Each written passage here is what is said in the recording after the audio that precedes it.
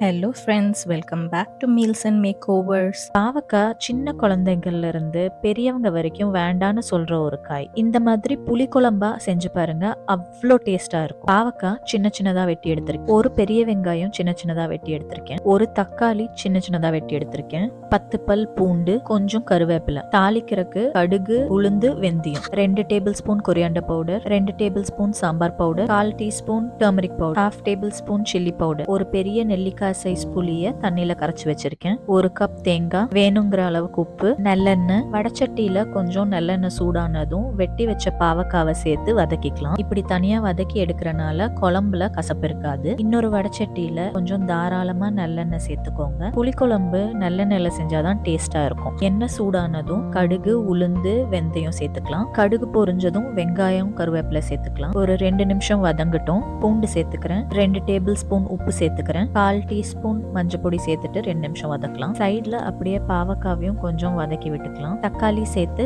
கலக்கி விட்டுக்கலாம். 2 table spoon coriander powder, 1/2 table spoon chilli powder, 2 table spoon sambar powder போட்டு கலந்துக்கலாம்.